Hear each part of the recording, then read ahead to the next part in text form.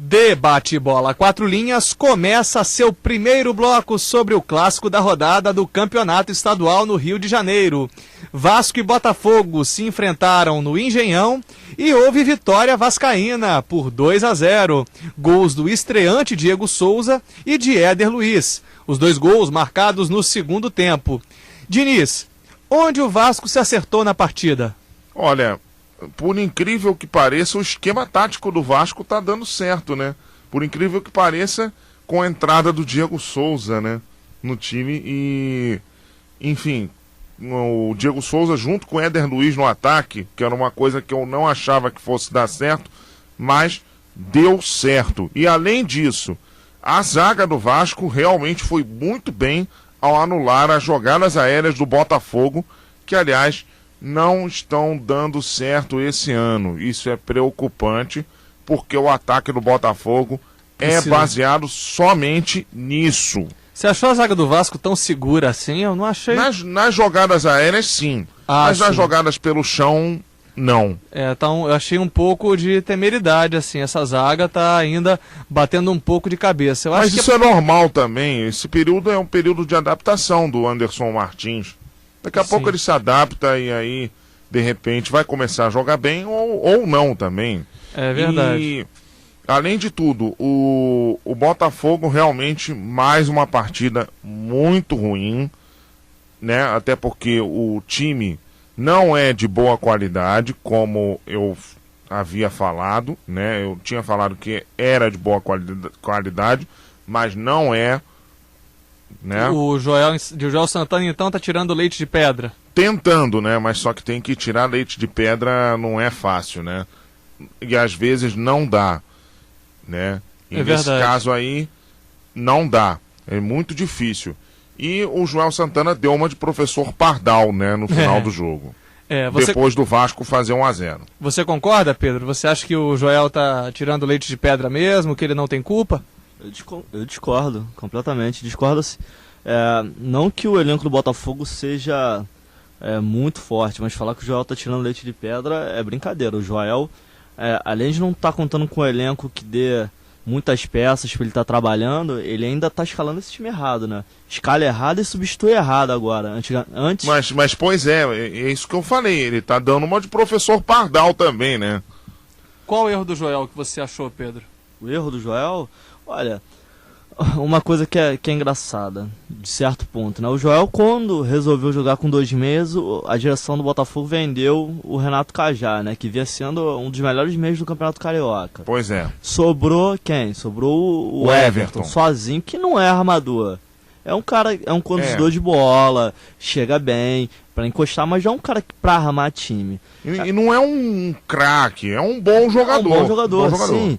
Aí o que acontece? Ele tá tendo que usar 3 volantes, tá bom. Aí os volantes ontem foram Rodrigo Mancha, Arévalo e Somália, que são 3 destruidores. Nenhum deles sai pro jogo. Então o Botafogo fica o quê? Com 3 brucutus no meio de campo, só distribuindo bordoada. O Márcio Azevedo na lateral esquerda não tem jogado nada. Não tem jogado nada, absolutamente nada. Exatamente. O Lucas, que vinha bem ontem, fez uma partida muito ruim. O Herrera esse ano é uma nulidade só. Concordo. O Herrera é brincadeira o futebol que o Herrera tem jogado esse ano. Aí ainda me vem o Joel Santana no segundo tempo, me tira o Márcio Azevedo e coloca o Somália na esquerda e me tira o Lucas e coloca o Caio. O que ele tá querendo fazer com isso? E olha, depois ele não quer que o Caio reclame no Twitter, né? Pô, ele não quer que ele tá de brincadeira, né? Pô, ele não quer que a torcida reclame ontem, a torcida fazendo coro pra ele ser expulso, porque a torcida não suporta mais o Joel Santana no Botafogo. E uma coisa, muitos vão falar, mas o Joel Santana agora não tem como escalar o time pra frente. Mas no Brasileiro do ano passado, ele tinha muitas peças pra escalar o time pra frente e escalava o time com 3 zagueiros, 3 volantes. E esse ano que ele tá sem essas peças, ele tá escalando o time dessa forma. Ele até botava não consegue jogar. E ele até botava o time pra frente depois, né?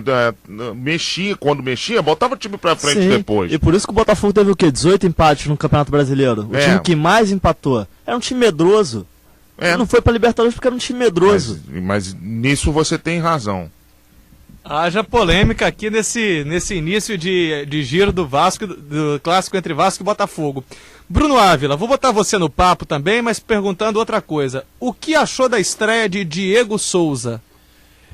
Eu no programa da semana passada dizia que o Diego Souza ele não podia entrar jogando, tinha que ficar no banco e ir entrando no decorrer das partidas.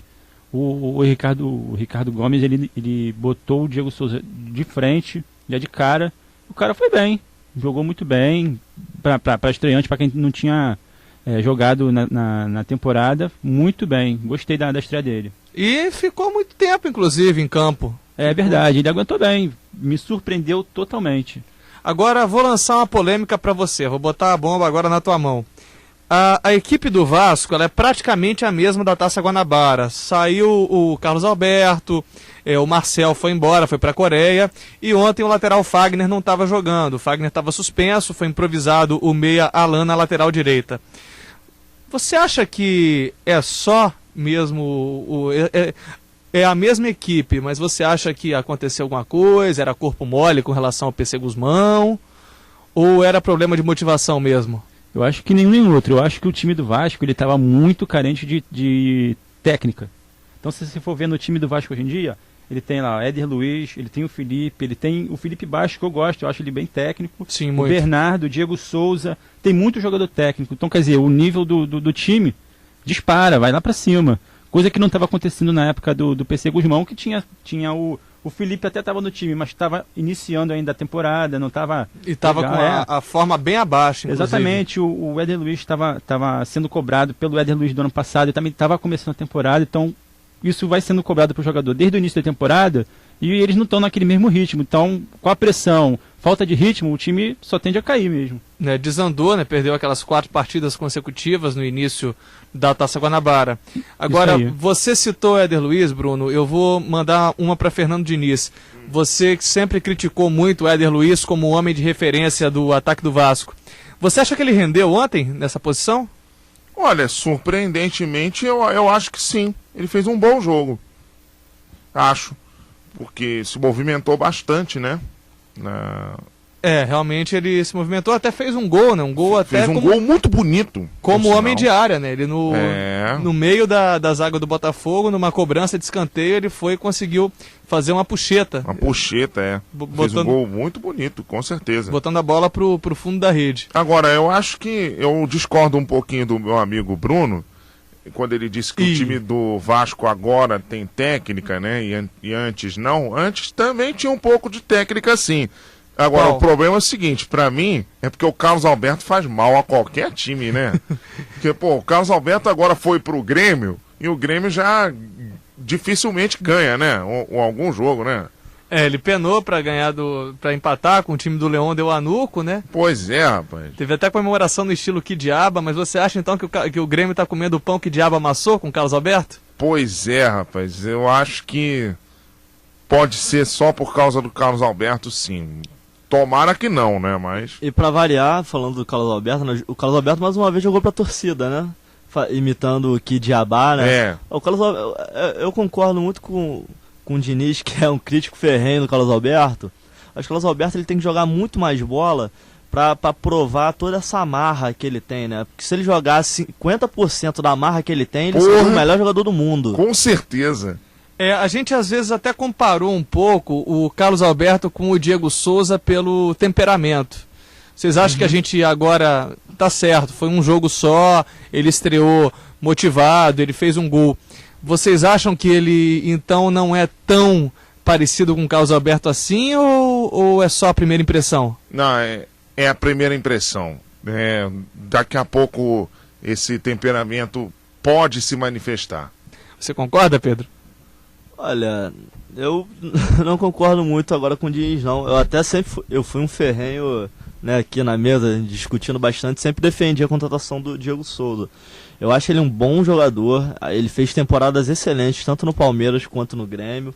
Ano passado não conseguiu render, mas era o que eu falava, né? Ele nesse time do Vasco foi igual ontem, chegar, botar a camisa e ir pro jogo. E jogou bem, fez um gol, foi oportunista, teve uma boa movimentação na partida. Acho que o Diego Souza foi uma boa contratação pro Vasco, acho que vai ajudar muito o time esse ano. Bruno?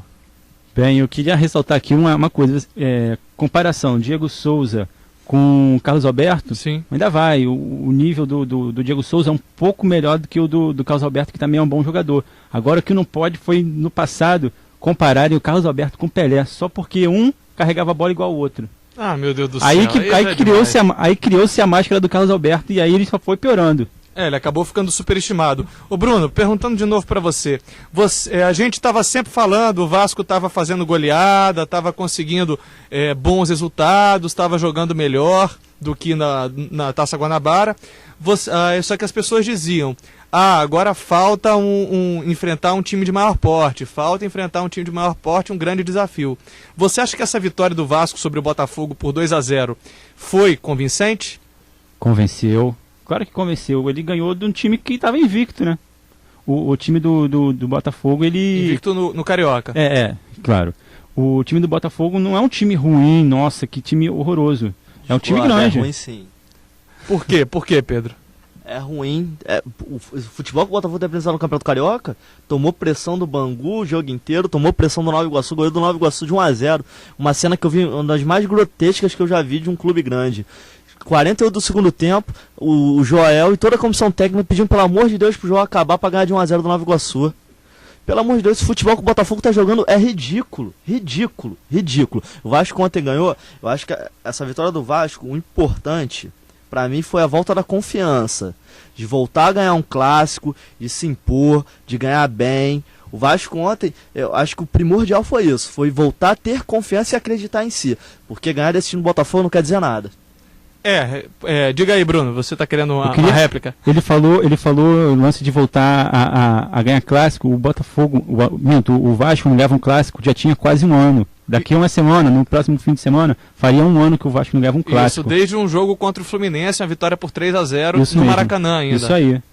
Realmente, acho que isso aí dá só pela dimensão que tem o Vasco e Botafogo, de fato, mas talvez seja não seja um grande parâmetro assim, então o Botafogo como ele está jogando agora, realmente bem decepcionante o time botafoguense. Agora o Debate Bola 4 Linhas continua a falar do confronto entre Vasco e Botafogo no próximo bloco. O melhor e o pior dos dois times, a análise do que vem por aí para botafoguenses e vascaínos no próximo bloco. O 4 Linhas tem parceria com a Unicarioca. Unidades Jacarepaguá, Rio Comprido, Meier, Centro, Bento Ribeiro e o Projeto de Três Rios. Venha para a Unicarioca e coisas boas irão até você. Canal 4 Linhas no YouTube, www.youtube.com/blog 4 Linhas, www.youtube.com/blog 4 Linhas. A comunicação está no ar.